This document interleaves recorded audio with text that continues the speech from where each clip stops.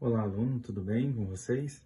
A gente vai iniciar esse curso de álgebra linear e vocês vão perceber dentro desse curso que a gente vai abranger vários temas do ensino médio. Bom, inicialmente, antes de começar esse curso, eu gostaria de partir de algum ponto em que eu acredito que todos vocês já estudaram e a gente vai tratar dentro dessa aula de uma revisão de números reais, né? Os números reais vão ser uma parte fundamental dentro do curso de álgebra linear e principalmente dentro da graduação como um todo. Então, a gente vai partir da ideia de conjuntos numéricos. Bom, como é que é a ideia dos conjuntos numéricos? A gente sempre vai pensar da necessidade humana de problemas cotidianos. Então, o primeiro conjunto mais simples que a gente conhece é o chamado conjunto dos números naturais. Falando de necessidade, o conjunto dos números naturais, ele partiu da necessidade de se quantificar alguma coisa, ou seja, você quer contar objetos, tá? Então, a gente geralmente denota pela letra N, né?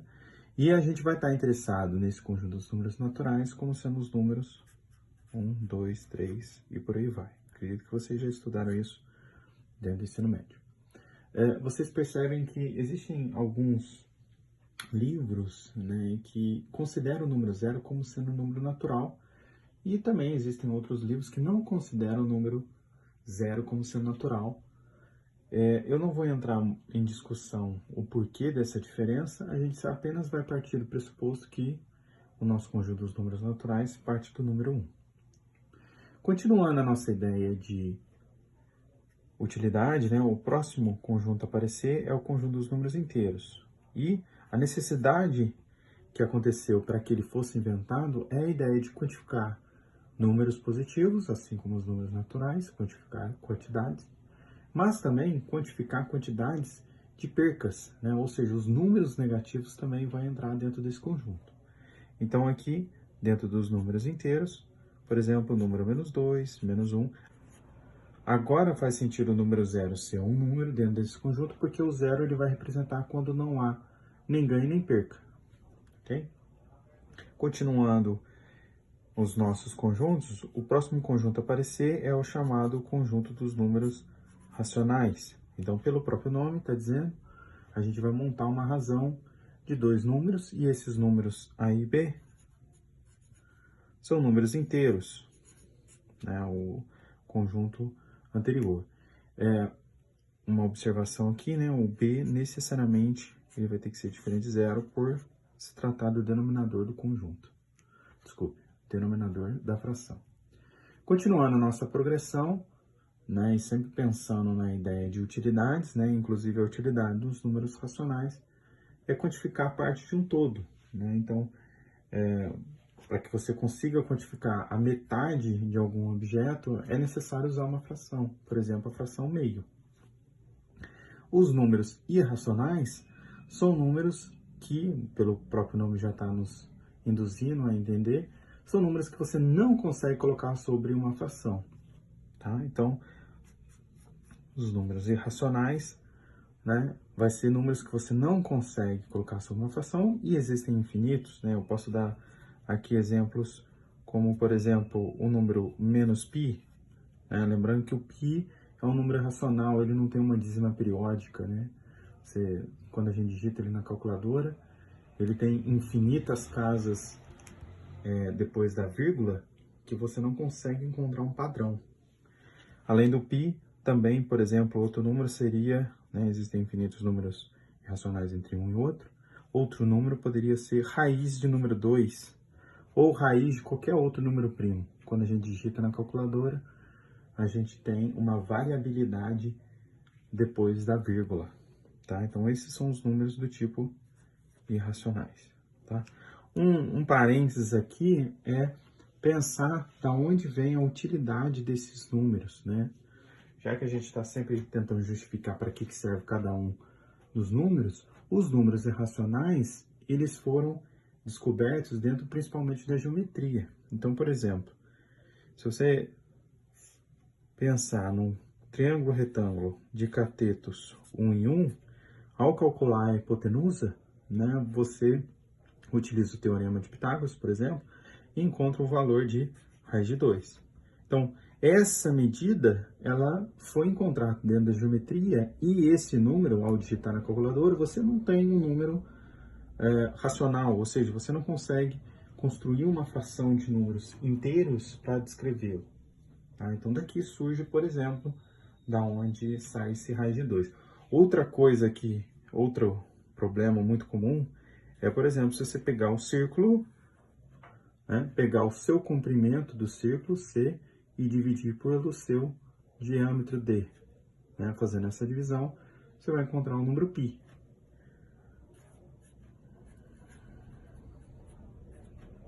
Ok? E aí você digita na calculadora de novo. Né? Como C e D são números de medidas, não necessariamente precisa ser um número inteiro. Né?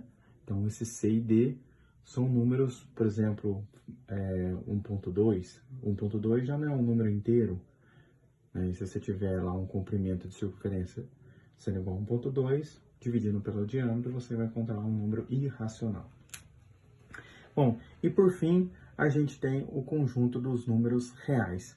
Até o momento, né, até o presente momento, você nota o seguinte, né? Então, note o seguinte.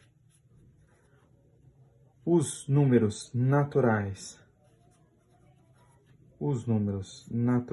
aqui, eles estão contidos dentro dos números inteiros, né? Todos os números que aparecem aqui dentro do conjunto dos números naturais também se repetem dentro dos números inteiros. Se você considerar o B aqui racional como igual a 1, né, então fica assim, A sendo número inteiro. Ou seja, o conjunto todo dos números inteiros também está contido dentro dos números racionais, ok? Mas você nota que o racional ele não está contido dentro do irracional, né? Porque, recapitulando, números racionais, o que você consegue construir é uma fração de números inteiros. Irracional é aquilo que você não consegue construir numa forma de razão. Então, você não tem aqui uma continuidade do conjunto racional estando contido dentro dos irracionais. O que vai definir para nós, sendo o conjunto dos números reais, é justamente você unir esses dois conjuntos que são disjuntos, né? Então, o conjunto em questão, que é o conjunto dos números reais, vai ser a união desses dois conjuntos disjuntos. Então, a união com o racional com o nosso irracional. Bom, além desse conjunto dos números reais, existe ainda um outro conjunto, que é o conjunto dos números complexos, muito utilizado quando você calcula, por exemplo, raízes de polinômio de segundo grau, onde o delta é negativo. Dentro da álgebra linear, a gente não vai trabalhar com o conjunto dos números complexos, tá? A gente não vai mexer com essa parte. Então, o que eu vou falar agora é da representação geométrica dos números reais. Os números reais, uma vez que ele é a união dos conjuntos racional com irracional, a gente pode descrever esse conjunto através de uma reta,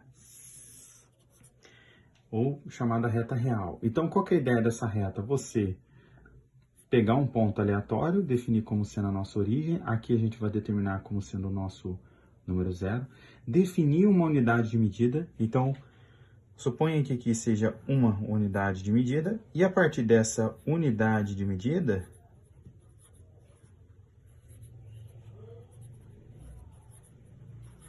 eu consigo descrever qualquer número real. Por exemplo, se eu quiser descrever o número 3, o que eu faço? Eu pego a partir do zero, a minha unidade de medida, pego 3 vezes essa unidade e consigo determinar o meu número 3 representando ele através de um ponto.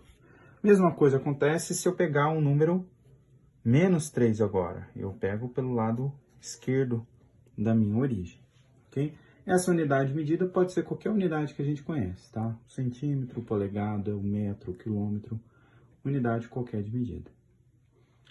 Bom, aqui, a partir dessa representação geométrica dos números reais, aparece uma definição muito importante dentro da matemática e muito trabalhada, que é a questão do módulo, tá? Então, definição.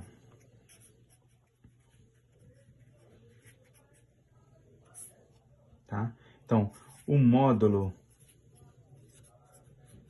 de um número real qualquer, vou chamar esse número de x, tá? É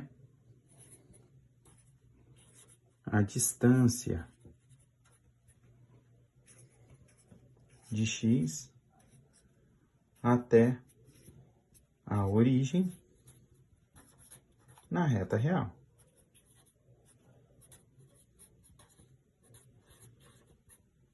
Tá? A gente vai denotar o módulo usando essa simbologia aqui, o x entre duas barrinhas na vertical. Bom, o que eu quero dizer com essa definição? Que eu vou usar a minha unidade medida justamente para quantificar essa distância do número até a origem. Então, por exemplo, no nosso caso ali em cima,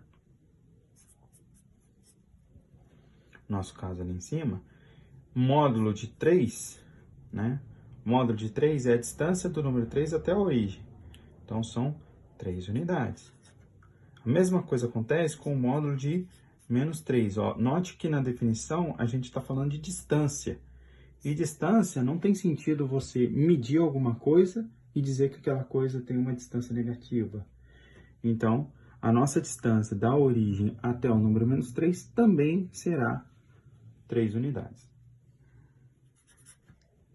Ok? Aqui surge uma segunda definição desse exemplo aqui, que a gente consegue fazer cálculos, principalmente dentro do cálculo 1, que é uma segunda definição da mesma coisa que a gente está falando, tá? Do módulo, que é o seguinte: definição do módulo de x. A definição do módulo de x é o seguinte: o módulo de x é o próprio número, no caso onde esse número é maior ou igual a zero. Né? É o exemplo do nosso 3. Então, você vê que o 3 ele é um número positivo, e quando a gente calculou o módulo de 3, deu o próprio número. É o que essa expressão está dizendo. O módulo de x é ele mesmo, se esse número for positivo. No caso onde o número ele é negativo, que foi o caso do nosso segundo exemplo aqui, você nota que você tirou o sinal do x. Né? Esse 3 que está aqui na frente é a mesma coisa de eu ter pego o próprio x, que está aqui, e colocar um sinal na frente dele, menos, porque menos com menos dá mais. Então, o que eu quero dizer com isso? Se o x ele for um número negativo, o módulo desse número negativo é menos ele. Por quê? Quando você faz menos ele sendo um número negativo, que é aqui, ó, menos 3 é um número negativo, se torna positivo. Então, por isso você coloca esse sinalzinho aqui na frente. Ok? Bom, dentro desse estudo do módulo, existem várias propriedades, tá? Eu vou nomeá-las aqui, mas eu não vou entrar muito em detalhes. As propriedades são coisas relacionadas com as operações. Então, aqui eu listei 4 propriedades do módulo, tá? Então, ou seja, quando eu calculo o módulo do produto, é a mesma coisa que o produto dos módulos, a mesma coisa acontece no quociente, então, módulo, quociente, quociente dos módulos. A mesma coisa vai acontecer na potenciação, e essa última propriedade é a que eu gostaria de gastar um pouco mais de tempo explicando essa ideia para vocês. Bom, essas propriedades têm demonstrações, tá? Eu não vou entrar em detalhes nas demonstrações dessas propriedades, porque se trata mais de uma revisão só para a gente recapitular aquilo que vocês já estudaram dentro do ensino médio, tá bom? Bom, então a observação que eu gostaria de fazer é um erro muito comum dentro dos alunos, de ciências exatas, que é confundir e achar que a raiz quadrada de A ao quadrado, ela é a mesma coisa que A, como se você pudesse cancelar a raiz com o quadrado. Isso está errado, tá? O correto é diferente. Vou mostrar para vocês o porquê. É aqui que eu quero gastar um pouquinho do meu tempo. Bom, essa quarta propriedade, que é a propriedade que eu vou mostrar para vocês, eu vou fazer da seguinte forma. Vamos pensar da seguinte forma, olha só. Se o meu A ele for um número positivo ou igual a zero, né? Então, a raiz quadrada de A ao quadrado é igual a A de fato. se o A for positivo, tá? Por quê? Exemplo. Imagine que o meu A seja lá o nosso 3 do exemplo anterior, né? Então, quando eu faço essa conta, ó, 3 ao quadrado, eu tenho 9, e aí raiz quadrada de 9 é 3. Ou seja, ao realizar o cálculo raiz quadrada de A ao quadrado, eu voltei a ter o meu próprio número A, que foi o que eu tinha inicialmente, tá? O que vai acontecer diferente aqui é quando o A é negativo. Então, imagine agora o que vai acontecer aqui. Tá? Daqui a um pouco eu volto nessa equação. Então, exemplo. Vamos imaginar que o meu A ele é um número menos 3, igual no exemplo anterior. Então, eu tenho raiz quadrada de menos 3 ao quadrado. Menos 3 ao quadrado é 9. Raiz quadrada de 9 é 3. Então, você nota que ao realizar essa operação, você perdeu o sinal que tinha anteriormente. Então, como é que eu faço para tornar um número positivo se ele é negativo? É colocar um número, um sinal, colocar um sinal negativo na frente do número. Então, você nota que, se você tiver um número negativo, a raiz quadrada de A ao quadrado é menos o próprio número, ok? Então, o fato de você ter essa diferenciação, no caso, quando é positivo e quando é negativo, faz com que você retorne exatamente a definição do módulo. O módulo de um número, ele é ele mesmo ser positivo. Ora, é o que a gente está fazendo aqui, ó. A raiz quadrada de A ao quadrado é o próprio número se ele é positivo. No caso, se ele for negativo, aparece um sinal na frente, que é o menos A. Então, dessa forma, a gente conclui que, ao realizar raiz quadrada de A ao quadrado, isso não é igual a A, é igual ao módulo de A. Muita atenção aqui, porque é muito comum esse tipo de erro. Ok?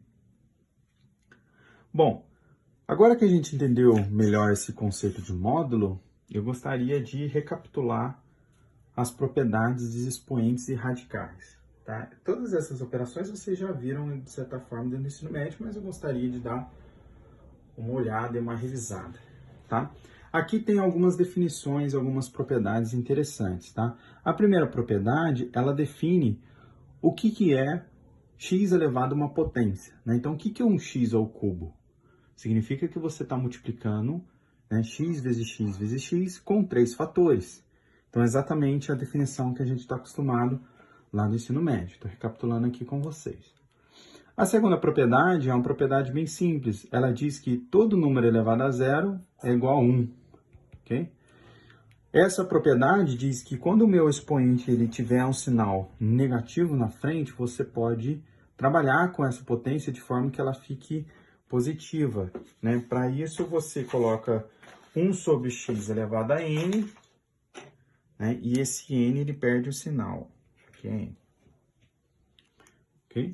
Continuando a nossa ideia, na quarta propriedade, a quarta propriedade fala a respeito da raiz enésima, né? Então, quando a gente está calculando, por exemplo, a raiz quadrada de um número x, né, vai ser igual a se A ao quadrado for igual a x. Por exemplo, no exemplo anterior nosso, ó, a raiz quadrada de 9, né, aqui em cima, a raiz quadrada de 9 é igual a 3. Né? Então, aqui, olhando nessa expressão, quem está fazendo o meu papel de x? Né? Olhando nessa expressão aqui, ó.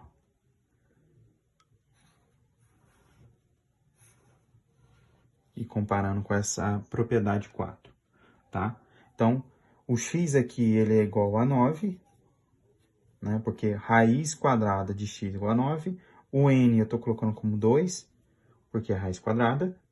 Né? Então, raiz quadrada de 9 é 3. Então, meu 3 é o a da propriedade, né? Então, isso significa que a ao quadrado é x, ou seja, 3 ao quadrado é 9. Essa é a forma muito simples da gente ver, no caso onde é raiz quadrada, só que extremamente útil quando a gente não estiver trabalhando com raiz quadrada, porque o mesmo raciocínio é válido para raiz cúbica, raiz quarta e por aí vai. A propriedade 5, ela vai dizer como é que funciona quando o expoente ele é uma fração, né? Então, a fração faz com que x elevado a um expoente fracionário seja igual à raiz do denominador dessa fração, desde que o numerador seja 1. A gente vai usar essa propriedade daqui um pouco. No caso onde o numerador não for igual a 1, a gente vai usar a propriedade 6. Né? Então, a gente quebra na multiplicação de expoentes, né? Então, você pode tanto usar a primeira expressão de cima quanto a expressão de baixo.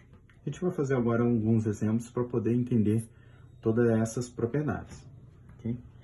De novo, essas propriedades, todas elas possuem demonstrações, só que eu não vou me ater a essas demonstrações, porque é apenas uma revisão do ensino médio.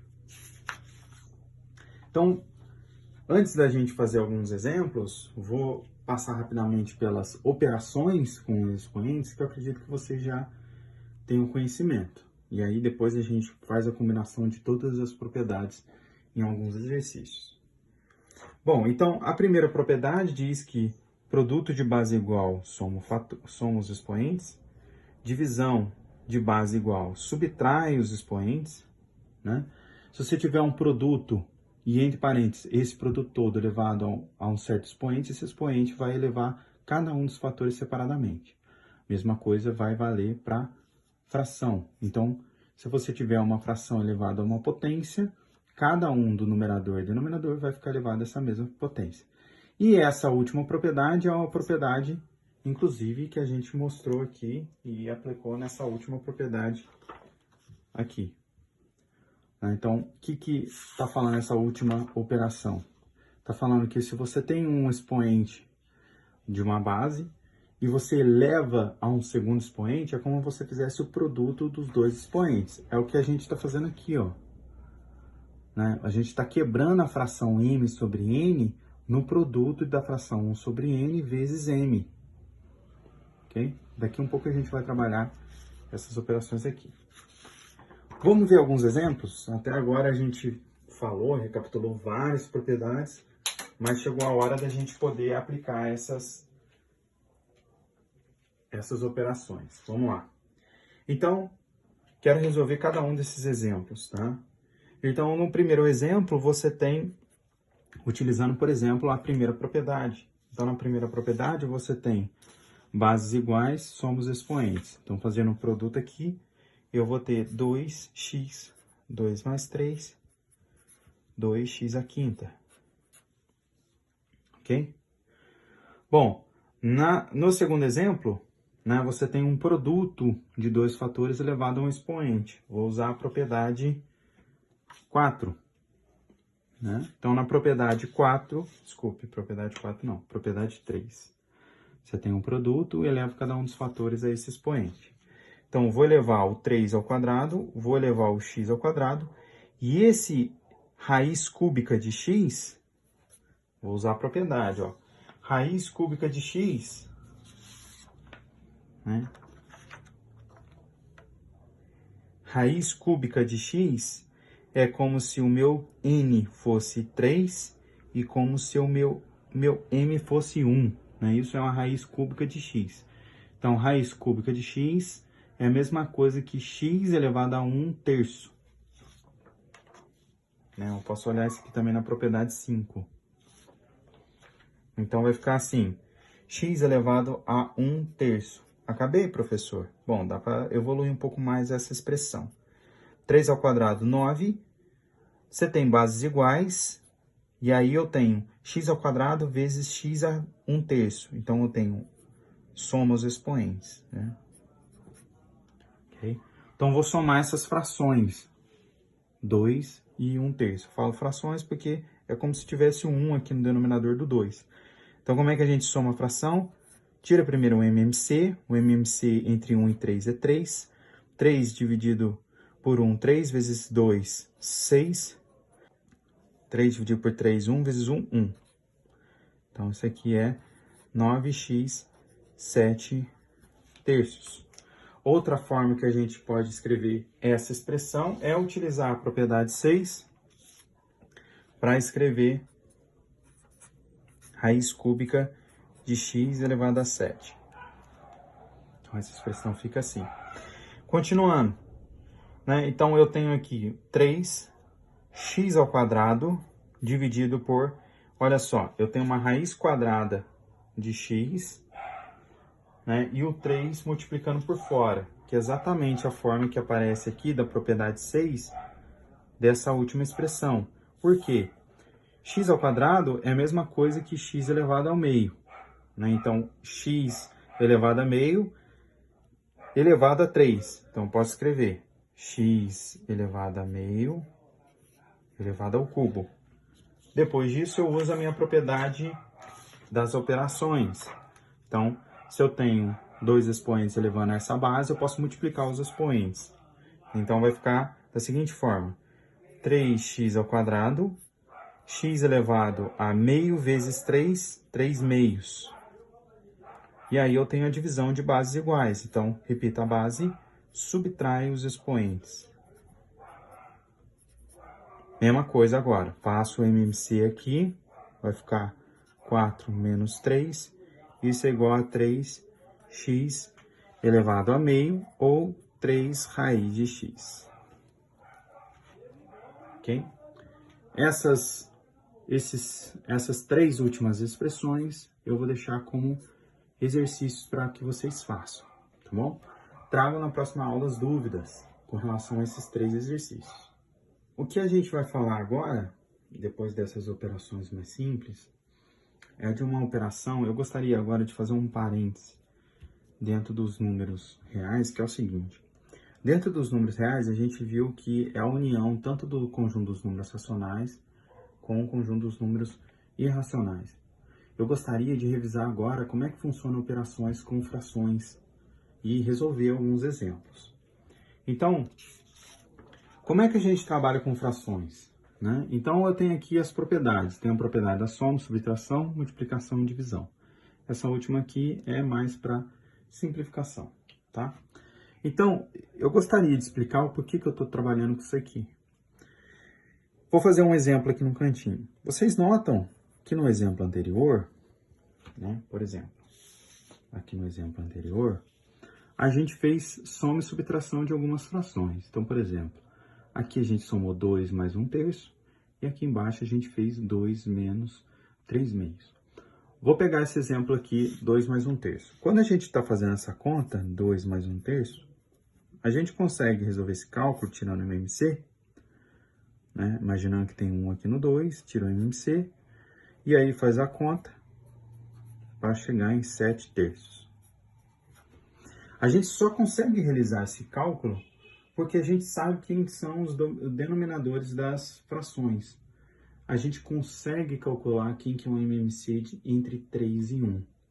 O problema aparece, né? Um outro exemplo, um problema aparece quando a gente não sabe quem é o denominador. Então, imagine que eu queira somar agora a fração 1 sobre x mais 1 sobre x menos 1.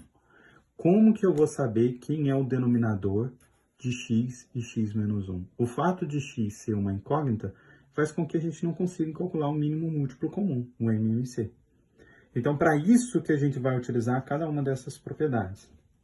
Então, na primeira propriedade, né, quando você está somando duas frações, a gente vai fazer uma espécie de multiplicação cruzada aqui, ó, B vezes C, A vezes D, que é o que está aparecendo aqui, né? A vezes D, C vezes B, e multiplicar os denominadores, e mantém um sinal na soma, tá? Então, está aqui multiplicado os denominadores e eu estou mantendo o sinal de menos. Mantendo o sinal de mais. A mesma coisa vai acontecer na subtração. Multiplico cruzado, multiplico os denominadores e mantenho um sinal negativo. Então, você vê que aparece aqui BC, aqui. Parece invertida a ordem, né? Mas a ordem dos fatores não altera o produto. Aparece AD aqui e o produto dos denominadores e mantém um sinal. Dessa forma, eu consigo agora quantificar a soma de duas frações onde eu não sei quem são os denominadores, porque tem variáveis, né? Então, quanto que é 1 sobre x mais 1 sobre x menos 1? Então, usando a manipulação, né, eu vou fazer o produto cruzado né? Então, vai ficar assim, ó. 1 vezes x menos 1 mais 1 vezes x dividido pelo produto dos denominadores x menos 1.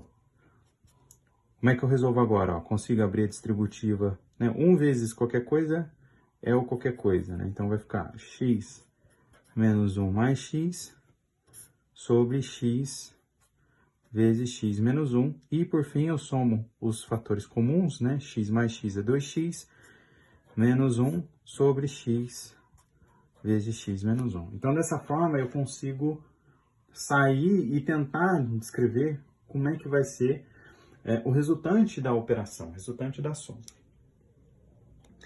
Bom, essa é para a operação de soma e subtração. Como é que vai funcionar para as outras operações? No caso da multiplicação de duas frações, o resultado ele é bem simples. Você multiplica tanto os numeradores quanto os denominadores, e aí você já tem o resultado. Então, multiplica o numerador, multiplica o denominador. No caso da divisão, é um pouquinho mais detalhado a operação, né? Aqui o que a gente vai fazer? A gente vai repetir o numerador e multiplicar pelo inverso do denominador. Então, se eu tenho a fração c sobre d, eu vou multiplicar pelo inverso d sobre c, e aí eu faço produto do numerador e produto do denominador para obter a fração final. Por fim, né, essa última propriedade é a propriedade de simplificação. Ou seja, se eu tenho um fator tanto no numerador quanto no denominador comum, eu posso cancelar. Então, aqui eu tenho AB e AC. Então, o A está repetindo, posso cancelar para ficar B sobre C. Fica mais enxuto a nossa equação. A gente vai ver isso aqui daqui um pouquinho. Eu posso também colocar em fator comum na distributiva. Então, se eu tenho aqui AB mais AC e AD no denominador, eu posso colocar esse A em evidência na soma B e C, né? Note que se eu fizer essa multiplicação, eu usaria aquele chuveirinho que a gente vê lá no ensino médio. Então, ficaria AB mais AC, que é o que está escrito aqui, né? E aí, como você tem uma multiplicação, é somente na multiplicação que você pode cancelar os fatores comuns. E aí fica o resultante B mais C sobre D. Melhor forma de explicar essas propriedades é resolvendo exercício. Bom, então vamos fazer alguns exemplos para poder entender melhor essas operações. Tá, então eu vou começar aqui fazendo a soma. Então, multiplico invertido o denominador com o numerador, então fica x mais 1 mais 3x ao quadrado menos 1. E multiplico os denominadores, então fica x ao quadrado menos 1, x mais 1. Eu citei esse exemplo porque aqui eu vou usar uma propriedade dos polinômios que diz o seguinte, tá? Esse aqui é polinômio notável, ou binômio notável, como é chamado também, ou fatoração notável. Então, x ao quadrado menos 1 é a mesma coisa que x mais 1 vezes x menos 1, tá? Para que a gente verifique que essa igualdade ela é satisfeita, basta a gente fazer o chuveirinho, ó. X vezes x, x vezes menos 1, 1 vezes x, 1 vezes menos 1. Então, quando eu faço o chuveirinho, x vezes x, x ao quadrado. X vezes menos 1, menos x. 1 vezes x, x. E 1 vezes menos 1, menos 1. Então, isso cancela com isso aqui e volta lá no meu x ao quadrado menos 1. Por que eu estou fazendo isso? Porque vai aparecer um fator em comum nessa expressão. Olha só. Na primeira parcela, você tem x vezes x mais 1. Na segunda parcela, você tem exatamente x ao quadrado menos 1. Ou seja, isso aqui é a mesma coisa que x mais 1, x menos 1. Dividido por x ao quadrado menos 1, x mais 1. E aí você nota que essa última expressão dá exatamente a quarta propriedade, porque eu tenho um fator comum na soma. Quem é o fator comum na soma? É o x mais 1. O x mais 1 aparece tanto na primeira parcela, quanto na segunda parcela, quanto no denominador. Então, eu posso tirá-lo em evidência, vai ficar x mais 1 em evidência. Na primeira parcela eu tenho x, na segunda parcela eu tenho isso aqui. E aqui no denominador eu tenho x ao quadrado menos 1, x mais 1. Olha só, no produto, você pode cancelar. E aí, o que que eu tenho no numerador? Ó, 3 vezes x, com mais x, 4x, e 3 vezes menos 1. Então, a resposta final, 4x menos 3 sobre x ao quadrado menos 1. Eu poderia pegar esse denominador x ao quadrado menos 1 e, de novo, escrever x mais 1 vezes x menos 1. Só que isso não faria com que eu cancelasse com mais nada. Essa expressão está simplificada o máximo possível, tá? Bom, na outra expressão, você nota que é uma expressão um pouco mais trabalhosa. Então, o que que eu vou fazer? Eu vou usar aqui a questão da soma. Primeiramente, eu posso imaginar que essa primeira parcela é como se tivesse denominador igual a 1, porque todo número dividido por 1 é ele mesmo, não está alterando nada na expressão. Então, uma subtração, multiplico invertido, então vai ficar assim, ó, 2 raiz de x mais 1, raiz de x mais 1, menos 1 vezes x dividido por 2 raiz de x mais 1, dividido por x mais 1, tá? Da mesma forma que eu usei uma propriedade aqui nessa expressão anterior, eu vou fazer uma propriedade aqui, bem aqui no cantinho, tá? Olha só, quando você tem raiz quadrada de um número vezes raiz quadrada de um número, das propriedades que a gente estudou, toda vez que você tem uma raiz quadrada, deixa eu achar a folha aqui.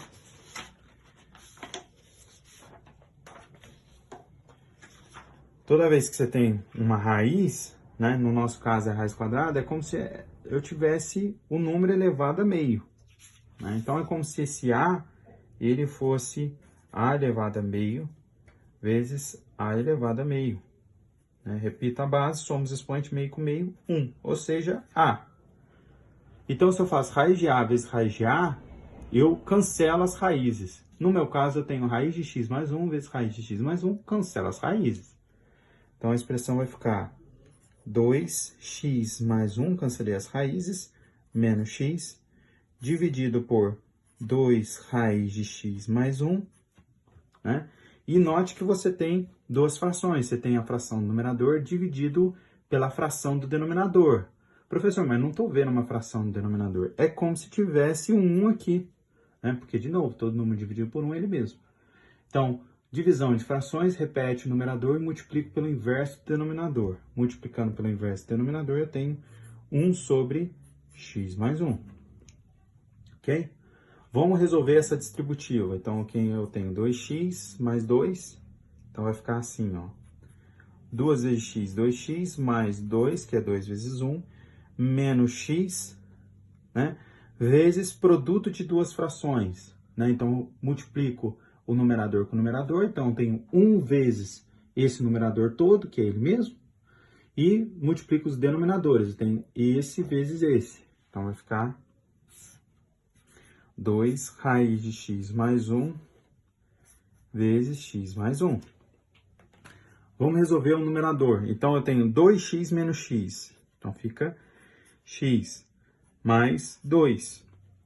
No denominador, você nota que raiz quadrada de x mais 1 é a mesma coisa que x mais 1 elevado a meio. É a mesma coisa que eu fiz aqui. Raiz quadrada de a é a mesma coisa que a elevado a meio.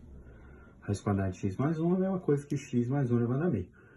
Vezes x mais 1. Né? E aí você vai ter agora a expressão x mais 2 dividido por produto de bases iguais, somos expoentes. É como se eu tivesse 1 aqui no meu expoente. Então, vai ficar 2, repete a base, x mais 1, somos expoentes, meio com mais 1. Meio com mais 1, só tirar MMC, né? Vai dar 3 meios. Então, resposta final, x mais 2 sobre 2x mais 1 elevado a 3 meios. Essa é a resposta final. Posso escrever assim, tá?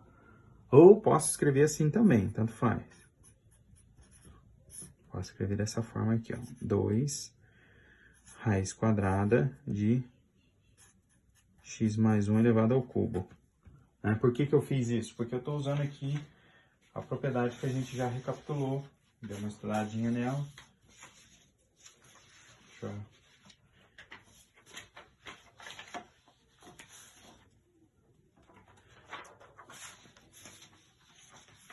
essa aqui. Estou usando essa propriedade aqui, né? Então, um número elevado a 3/2 é uma fração, né? Então, eu posso escrever ou de cima ou de baixo que eu posso usar, né? Então, estou usando de cima. Raiz quadrada de x mais 1 ao cubo. É o que está escrito aqui. E, finalmente, para a gente fechar o nosso assunto dessa revisão de números reais, eu gostaria de falar um pouco sobre racionalização.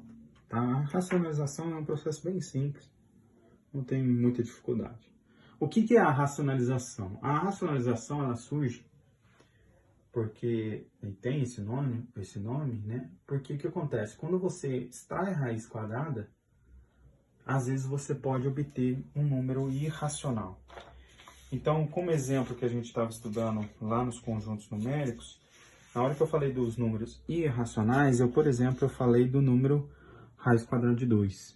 E esse número, ele não é exato, é muito difícil você conseguir precisão em números irracionais. Por que isso acontece? Porque as casas decimais que tem depois da vírgula não tem um padrão. Isso faz com que você não tenha tanta precisão no número.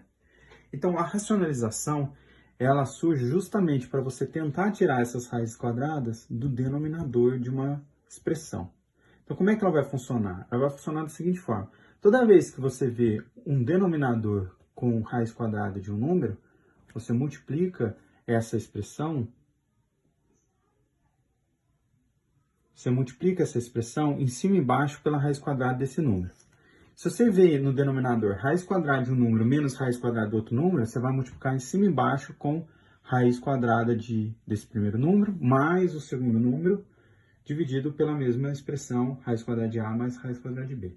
E quando você vê, ao contrário agora, raiz quadrada de A mais raiz quadrada de B, você multiplica agora considerando a subtração. Vamos ver aqui dois exemplos simples para que vocês entendam. Então, primeiro exemplo. Raiz quadrada de 12 está aparecendo ali no denominador. Então, eu vou tentar buscar uma racionalização. Então, o que eu posso fazer? Bom, eu vou fazer da seguinte forma. Antes de eu racionalizar, eu vou tentar dar uma simplificada melhor nessa expressão. Você nota aqui o seguinte. Raiz quadrada de 12 é a mesma coisa que a raiz quadrada de 3 vezes 4. Né? Porque 3 vezes 4 é 12. Aqui, raiz quadrada de um vezes raiz quadrada de outro, eu estou usando aqui uma propriedade dos números reais, que é raiz quadrada de A vezes B é igual a raiz quadrada de A vezes raiz quadrada de B, tá? Então, vai ficar raiz quadrada de 3 vezes raiz quadrada de 4, que é 2. Então, ficou 3, 2, raiz quadrada de 3. Vou racionalizar agora, multiplicar por raiz de 3 em cima, raiz de 3 embaixo. E aí, eu vou ter a resposta. 3 raiz de 3, 2. Raiz de 3 vezes raiz de 3 é a mesma coisa que 3. Né? Olha lá, ó. Olha o fator comum aqui. Ó. Posso cancelar esse 3 com 3 de cima. Raiz quadrada de 3 sobre 2. Racionalizei a expressão. Vamos ver agora como é que fica o caso da soma. Né? Então, como a gente viu na nossa observação, o que a gente vai fazer é multiplicar por raiz quadrada de 5 menos raiz de 2. Se tem soma, você multiplica pela subtração. E se tem subtração, você multiplica pela soma. É sempre ao contrário, tá bom? Menos 2.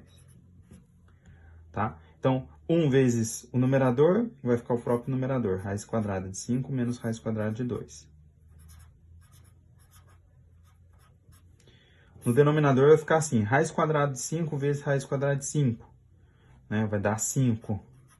Raiz quadrada de 5 menos raiz quadrada de 10. Vai ficar menos raiz de 10, que é 2 vezes 5. Raiz quadrada de 2 vezes raiz quadrada de 5 é mais raiz de 10.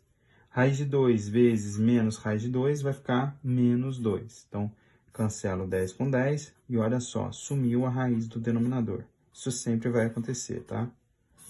Então, 5 menos 2, 3. Essa é a resposta final. Então, racionalização nada mais é que você tirar a raiz quadrada do denominador, ok? E com isso, a gente vai terminar aqui a nossa revisão de números reais. Vocês terão uma lista para resolver sobre números reais. E eu espero que vocês usem essa oportunidade dessa aula de revisão para que a gente consiga sanar o máximo possível das dificuldades que vocês venham a ter principalmente em cálculo ou de alguma deficiência que vocês porventura tenham no ensino médio, ok? Bom, eu me despeço por aqui e até a próxima aula.